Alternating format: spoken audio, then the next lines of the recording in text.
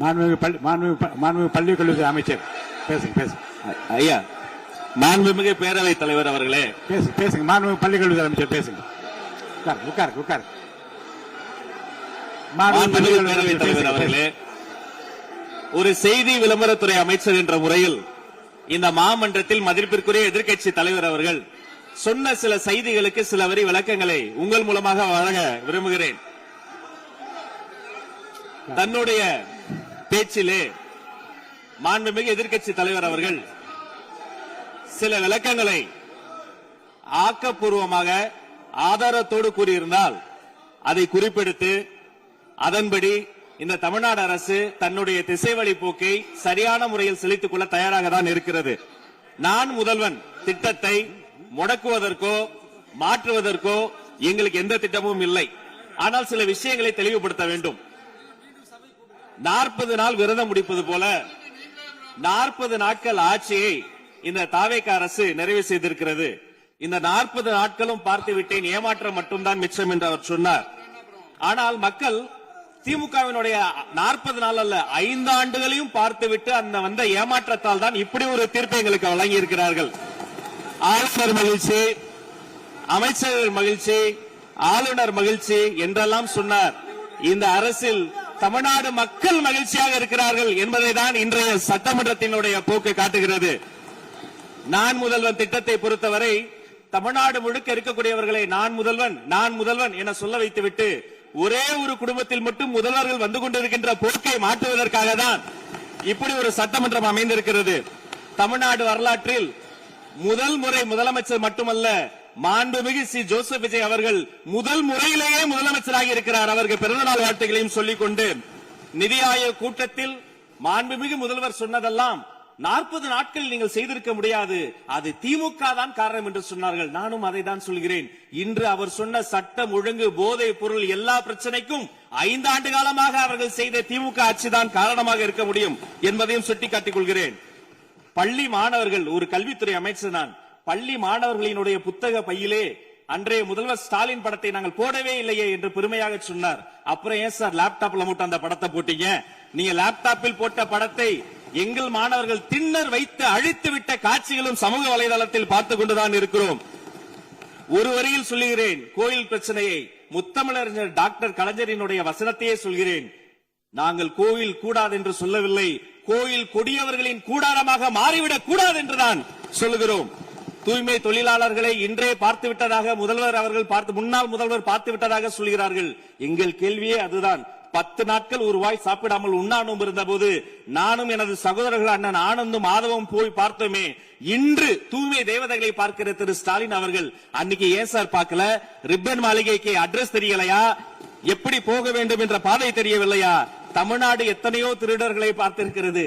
அலிபாபாவும் 40 திருடர்களையும் கூட பார்த்திருப்பீர்கள். அலிபாபாவும் பியூஸ் கேரியர் திருடர்களையும் இப்போதுதான் எங்களுடைய மின்சாரத்துறை அமைச்சர் பார்த்துக் கொண்டிருக்கிறார். அதை குறித்த நடவடிக்கை எடுக்கப்பட்டுக் கொண்டிருக்கிறது. அவர்கள் மின்வெட்டை குறித்து சொன்னதற்கு மாண்புமிகு புரட்சி தலைவி அம்மா அவர்கள் இதே மாமன்றத்தில் சொன்ன ஒரு வரியை சுட்டிக்காட்ட ஆசைப்படுகிறேன். இந்த மாமன்றத்திலே தமிழ்நாட்டிற்கு மின்சார தடையை அறிமுகம் செய்த திமுக அதற்கு மின்சார தடையை பற்றி பேசுகிறது என்று அவர் கேட்டார். கலைஞர் வண்ண தொலைக்காட்சி கொடுத்தார்கள், அந்த நாட்களை பார்க்க முடியாது. கலைஞர் வண்ண தொலைக்காட்சி கரண்ட் இல்லாம கரப்பு இல்லையா பிளாக் அண்ட் ஒயிட்டாவே போன அந்த காலங்களை எல்லாம் மறந்துவிட்டு ஆதாரம் இல்லாமல் உண்மைக்கு புறமான செய்திகளை மாமன்றத்தில் அவர்கள் சொல்வதை இதோடு நிறுத்திக் கொள்ள வேண்டும். நேரலையை குறித்து கேட்டார்கள். எனக்கு ஆச்சரியமாக இருக்கிறது. 3 ஆண்டு காலமாக ஒரு தொழில்நுட்ப கோளாறாக அன்றைய சபாநாயகர் நேரலையை இருட்டடிப்பு செய்து விட்டார். ஆனால் இன்று மாண்புமிகு சபாநாயகர் நேரலையை கொடுத்துக் கொண்டிருக்கிறார். அவருக்கு எங்கள் சார்பாகவும் நன்றியை கூறிக்கொண்டு, விவசாயிகளை குறித்து இந்த மாமன்றத்தில் ஒன்று சொல்கிறேன். தமிழ்நாடு வரலாற்றிலேயே விவசாயிகளினுடைய சங்கத்தின் தலைவர்கள் மீது குண்டாஸ் போட்ட ஒரு சர்க்கார் திமுக சர்க்கார். ஆனால் அவர்கள் கண்ணீரை போக்க நாங்கள் போராடி கொண்டிருக்கிறோம். அரசு பள்ளிகளில் எந்த கட்சிக்காரர்களும், அது தாவேகாரர்களாக இருந்தாலும் சரி, பள்ளி மாணவர்களை தொந்தரவு செய்யாதீர்கள் என்று சொன்னதோடு மட்டுமல்ல, பெருமையோடு சொல்கிறேன், எங்கள் கட்சியினுடைய ஒன்றிய செயலாளர் அரசு பள்ளியில் சென்று ரீல்ஸ் எடுத்ததற்காக நேற்றைய தினம் கட்சியை விட்டு நீக்கியிருக்கிறார் என்னுடைய பொதுச் செயலாளர். சட்டம் ஒழுங்கு பிரச்சனையை பற்றி பேசுகிறவர்களுக்கு அண்ணா பல்கலைக்கழகம் நினைவுக்கு வரவில்லையா? அண்ணா நகரில் பெத்த பிள்ளைக்கு கொடுமை நடந்ததற்கு கம்ப்ளைண்ட் கொடுக்க வந்த அப்பா அம்மா மீதை அடித்து துன்புறுத்தியது நினைவுக்கு வரவில்லையா? யார் அந்த மேலிடம் என்று கேட்பவர்களுக்கு யார் அந்த சார் என்பது நினைவுக்கு வரவில்லையா என்பதை உங்கள் மூலமாக நான் கேட்டுக்கொள்கிறேன். இடையில் ஆங்கிலத்தில் ஒரு விஷயம் சொன்னார், to remain silent. I want to quote Walter. I may not agree with what you are saying, but I am ready to give my life to defend your right to say it. எதிர்க்கட்சிகளினுடைய கருத்துகளையும் அரவணைக்கக்கூடிய மாமனிதர் இந்த மன்றத்தில் முதல்வராக உட்கார்ந்து கொண்டிருக்கிறார். ஆக்கப்பூர்வமான விமர்சனங்களை சொல்வீர்கள் என்று பார்த்தால் திரும்ப அரசியல் விமர்சனங்களை மட்டுமே சொல்லிக் கொண்டிருக்கிறீர்கள். இந்த சோஃபா கதையை என்னைக்கு விட போகிறார்கள்? எங்கள் தலைவர் சினிமாவை விட்டாலும் அவர்கள் அட்லி என்கிறார்கள், புஷ்பா என்கிறார்கள், ஜுராசிக் பார்க் என்பார்கள் போல் இருக்கிறது.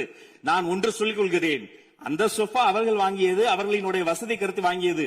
மதிப்பிற்குரிய அண்ணன்களை நீங்கள் சிறுமைப்படுத்தக் கூடாது. ஆனால் ஒன்று உறுதி, எந்த காரணம் கொண்டும் பார்க்க வருகிற கூட்டணி தலைவர்களுக்கு மட்டும் பிளாஸ்டிக் சேர் போட்டதை போல சிறுமைப்படுத்தக்கூடிய கட்சி தமிழக வெற்றி கழகம் இல்லை என்பதையும் நேரத்தில் நான் தெரிவித்துக் கொள்கிறேன். சிங்க பெண்களை குறித்து அன்றே விரிவாக தெளிவாக அழகாக நான் கூறிவிட்டேன்.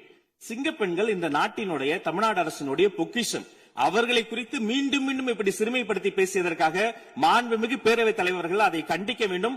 சிங்க பெண்களை குறித்து இனி யாராவது தவறாக பேசினால் அதை அனுமதிக்க கூடாது. இப்படி தவறாக பேசியதற்காக அவர்கள் மன்னிப்பு கேட்க வேண்டும் என்று தமிழக வெற்றி கழகத்தினுடைய அரசு சார்பில் கேட்டுக் கொள்கிறேன். வாக்குறுதிகளை பற்றியெல்லாம் பேசினார்கள். பொதுவாக வாக்குறுதிகள் சர்வதேச அளவில் பொலிட்டிக்கல் பினாமினல் எப்படி உருவாகிறது? ஒரு பிரச்சனை, அந்த பிரச்சனைக்கான ஒரு சொல்யூஷன்ஸ், அதை எந்த பொலிட்டிக்கல் இன்டர்ஃபரன்ஸ் இல்லாமல் செயல்படுத்தக்கூடிய ஒரு செயல்முறை, பின்பு வரக்கூடிய அந்த வெற்றியை ரோடு போடுவோம் என்று சொல்லி ரோடு போட்டதை காண்பித்து எக்ஸிபிட் செய்து அவர்கள் முன்னோக்கி செல்வார்கள்.